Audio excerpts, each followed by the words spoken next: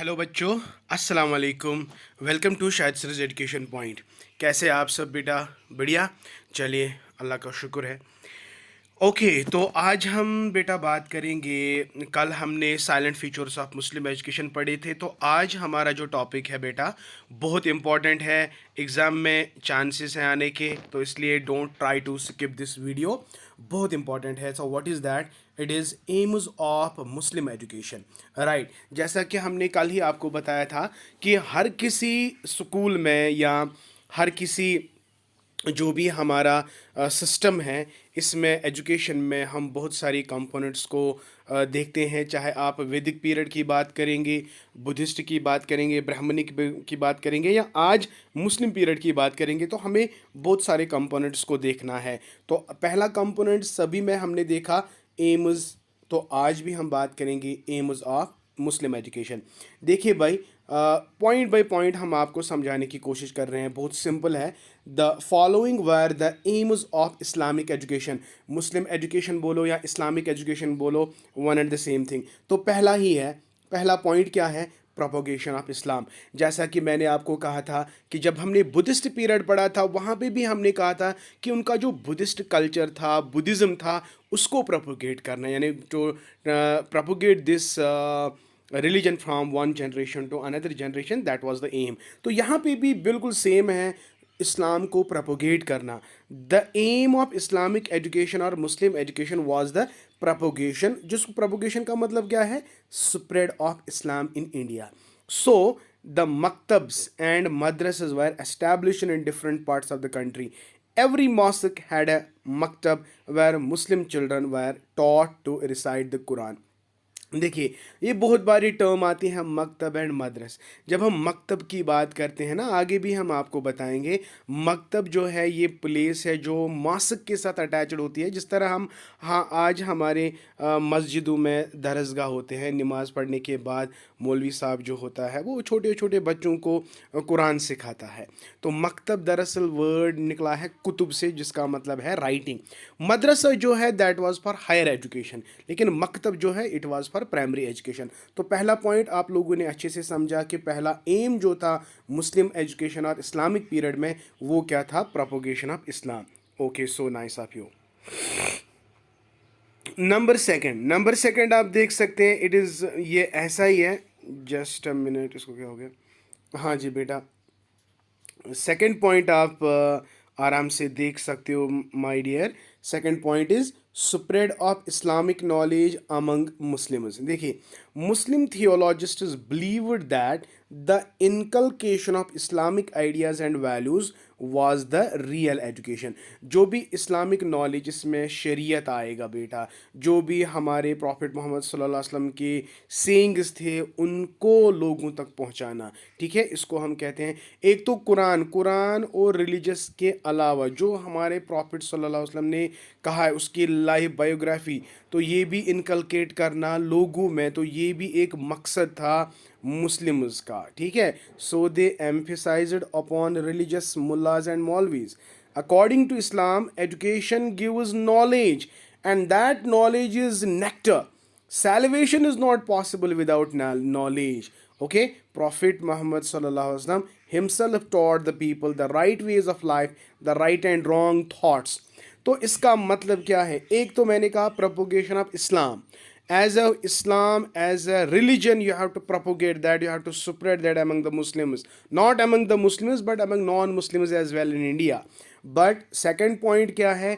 Besides the religion, there were some other knowledges of Islam, तो जिसको teachings of the Prophet, वो भी spread करना among the Muslims, ये भी एक aim था। Okay, so nice. Number third आप देख सकते हो, हर किसी का ये कॉमन एम है। क्या कॉमन एम है? That is development of morality. ये तो आप लोगों ने वैदिक पीरियड में भी पढ़ा, बुद्धिस्ट पीरियड में भी पढ़ा, और यहाँ पे भी पढ़ोगे। हर कोई ये जो है स्कूल यही चाहेगा ना कि डेवलपमेंट ऑफ मोरालिटी हो।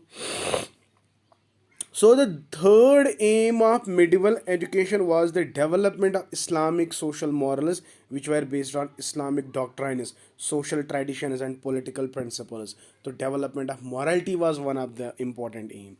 Another is propagation of Shariat, जो अभी में हम बात कर रहे थे। प्रोपोगेशन ऑफ शरीयत was another important aim of Muslim education.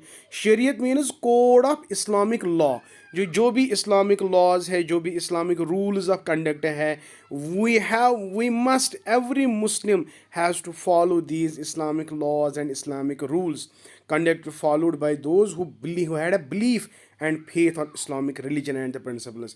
देखिए ये प्रोपोगेशन ऑफ शरीयत, वही लोग इस शरीयत को प्रोपोगेट करेंगे जो बिल्कुल मुस्लिम्स हैं, जो इस्लाम मज़हब को मानते हैं, उनके प्रिंसिपल्स को मानते हैं, तो वही लोग शरीयत को भी लागू कर सकते हैं।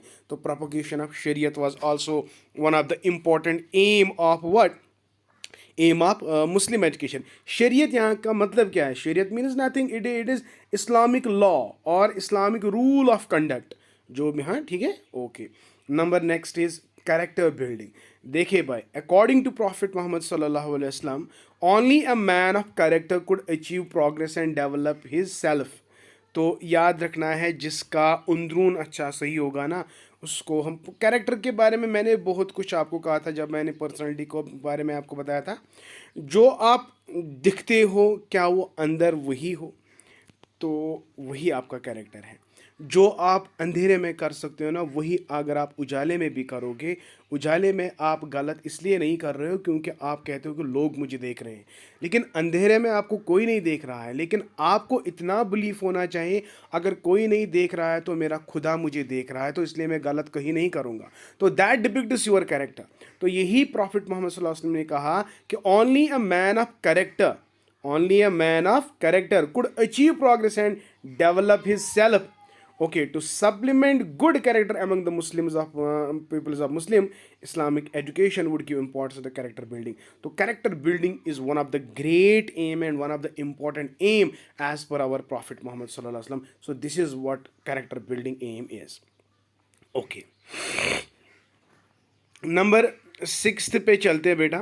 Achievement of material wellbeing. ऐसा नहीं है कि मुस्लिम एजुकेशन में हम खाली रिलीजन को ज़्यादा जोर देते हैं, नहीं। A man must be a materialistically well being. Okay, so Muslim education honored people, pupils and scholars by providing them all sorts of privileges, high posts, medals for the meritorious students, honorable rank and grant to educational institutions to retain interest among students. In the executive department, some of the students were appointed as commander. इसका मतलब क्या है? Materialistic, the knowledge about the material world.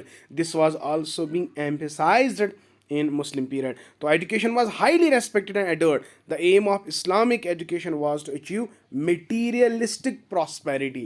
तो उन्होंने world को ignore नहीं किया, उन्होंने खाली स्पिरिचुअलिज्म पे ज़्यादा जोर नहीं दिया है। उन्होंने कहा कि one must keep a balance between the material prosperity as well as the eternal prosperity. तो there must have a good balance between the to.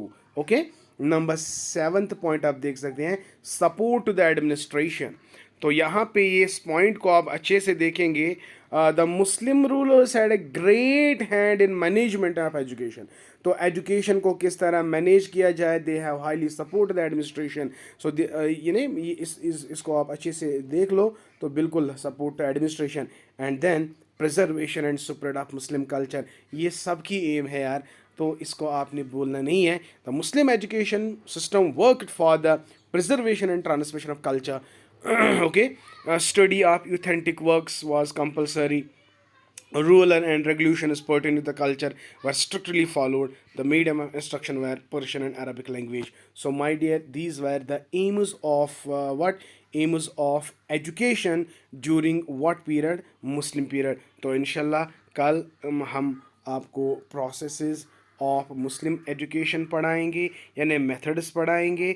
उसके बाद हम आपके साथ डिस्कस करेंगे करिकुलम, और करिकुलम के बाद बेटा there is a role of a teacher, then merits and demerits. इंशाल्लाह it will take 2 more days to complete what education?